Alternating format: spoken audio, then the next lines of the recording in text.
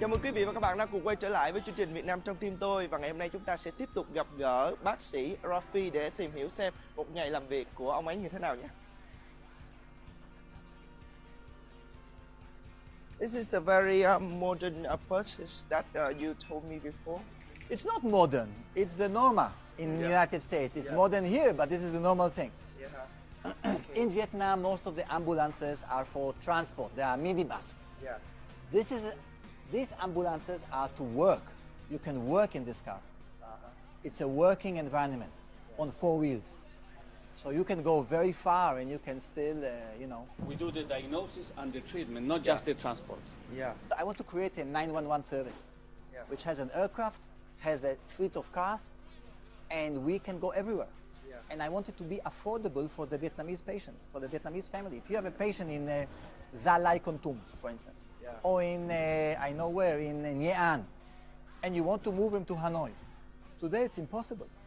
Because the little Toyota ambulance is not equipped. The doctor and the nurse sit in the front next to the driver, family behind, and we go. This is not the way to do. This is the way to do. It's a whole driving emergency room on 4 wheels. Move, yes, because we have an emergency, so the car has to go.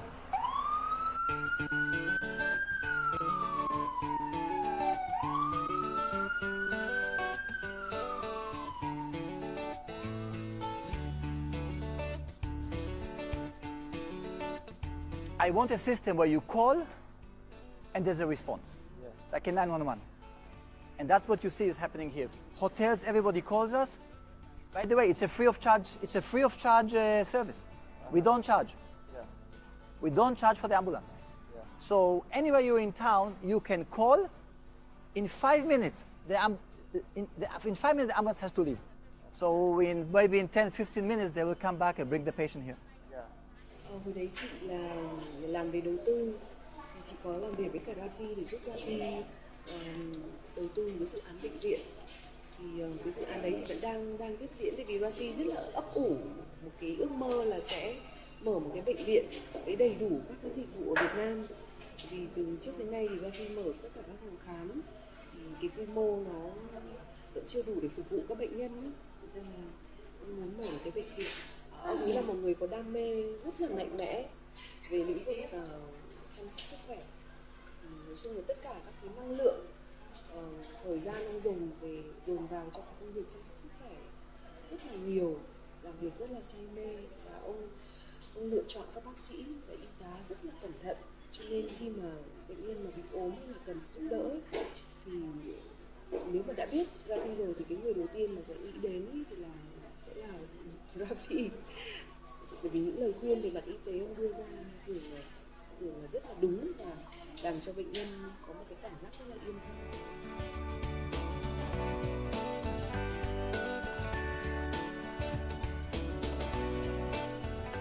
I always say, don't agonize, organize.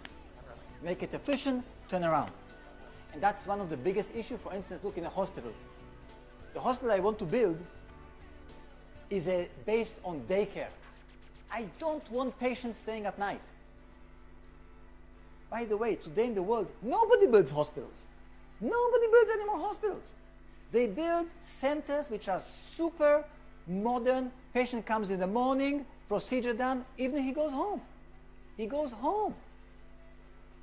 Nobody's doing it anymore. Some cases you stay in a hospital, but most of them, patient goes home and he comes back in the next morning. Something like in Vietnam is not because in Vietnam, the profit is to keep the patient as long as possible in bed. No, that's wrong. The patient should be at least time in bed. He should go home. If he stays in bed, he will get infection from him and from him and from there and from that. So it's a turnaround thing. And it's a different concept. I want short time because short time is also cheap. And cheap is affordable.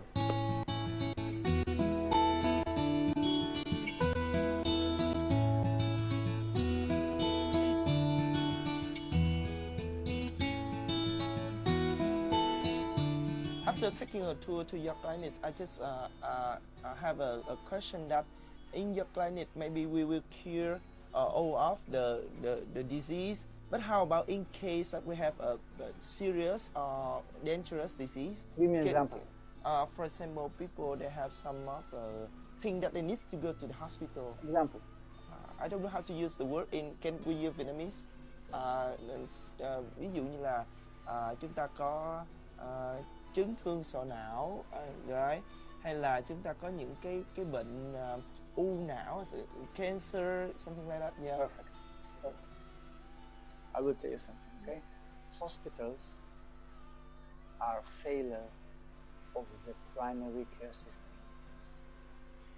If you would have a good doctor and a good relationship with your neighborhood clinic, you would come with cancer or in a very, very early stage, because he will prevent it down the road. I can't do everything. Unfortunately, Vietnamese patients are coming many times, most of the times, too late.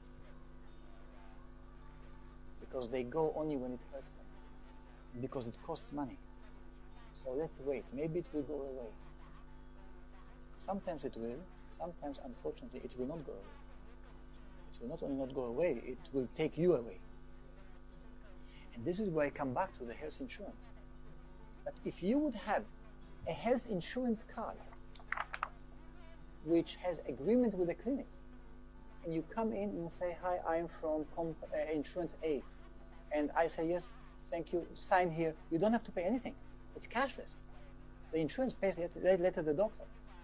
You will not hesitate coming. You will come more. You will come because you don't have a problem of paying. You just now have a problem of priority and time. And that's the beauty of health insurance. Health insurance prevents hospitalizations. Let's not go to the hospital. The hospital should take care of really sick people, really sick people. As I may heard that from your house that your clinics have also some other charity activities.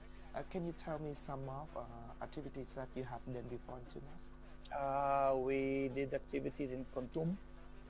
We done in Quang Binh. Quang Binh was a very different project because Quang Binh, the people in Quang Binh, they needed proteins, iron. So we bought Mong Kai pigs, and we gave every family a pig, Mong Kai pig. And I told them, look, I don't want now the family to starve and the pig will make, because the pig has to eat, because the pig belongs to the foreigner. The pig is yours. But you can breed the pigs. I bring in doctors, I bring medicine, I bring equipment, I bring donations from the hotels and towels and everything.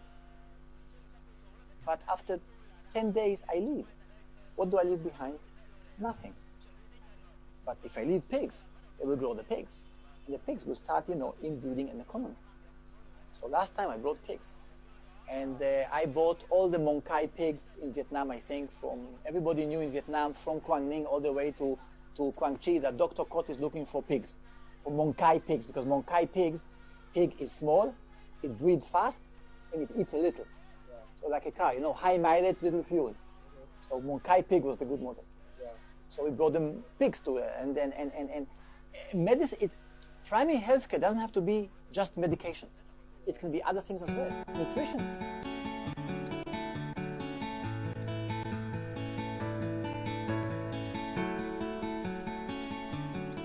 What do you think you and your clinic contribute to the system? We contributed competition. We contributed a clinic with a good name, with a homogenic and 24/7 good service. We will contribute a hospital. And we contribute in innovations. And yes, we are champions of the kiosks, not of the department stores. Okay, so we are good in polyclinics, and I'm convinced that this is the way out. And this is the way out for Vietnam. And we take care of a lot of the foreign community. And don't forget that the first question that a foreign investor who comes to Vietnam is asking, two questions. Where's the school? Where's the clinic? And I can assure you there are two types of investor. There's the investor who comes by himself. He comes on Monday by the flight from Singapore, and on Friday he goes home to Singapore. And the investor who comes with his family and stays in Vietnam for a long term. is no question in quality which one you want to have. You want to have the long-term guy, the one who lives here, because he really contributes to the economy, not the guy who is touch and go. And this guy will not come if there will not be proper healthcare facilities. And it's a fact. After 26 years working in Vietnam, what is your biggest dream? My dream is not personal. I would like to see a vision, innovative vision for the healthcare in this country. That's my dream. Hospital is a check. I write money, we build a hospital. My dream is to change the priorities and the vision of the healthcare. I want to enable every Vietnamese to enjoy good healthcare.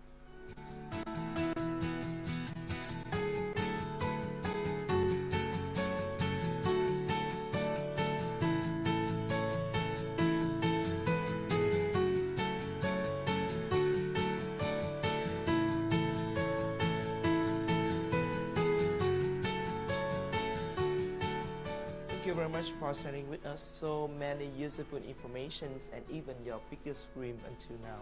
Yeah. Before we finish the program, do you want to say anything to the viewers together with me? Yes, sure. Okay. 1, 2, 3. Hãy cùng tôi yêu Việt Nam. Thank you, and we have a small souvenir for you. Thank you very much. Okay, this is your small souvenir. Wow. Yeah, you can hand it in your office. Thank you very much. Yeah. That's very nice. Thank you very much, and hope you always take care and have more and more contribution. Thank you to very Vietnam. much. Thank you. Thưa quý vị, chúng ta vừa đến với những lời chia sẻ rất là chân tình và cũng đầy tình cảm mà ông Profi đã dành cho Việt Nam. Cảm ơn quý vị đã theo dõi chương trình Việt Nam trong tim tôi số lần này. Ở những lần sau chúng ta sẽ gặp gỡ thêm nhiều nhân vật khác thú vị hơn nữa. Còn bây giờ, xin chào và hẹn gặp lại.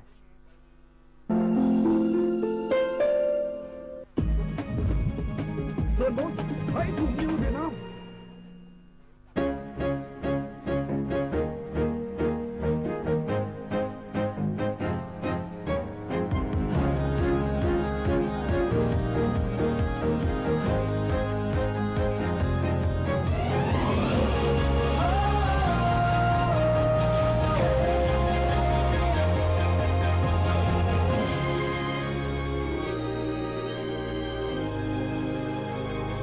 Sơn Boss, sống và đam mê.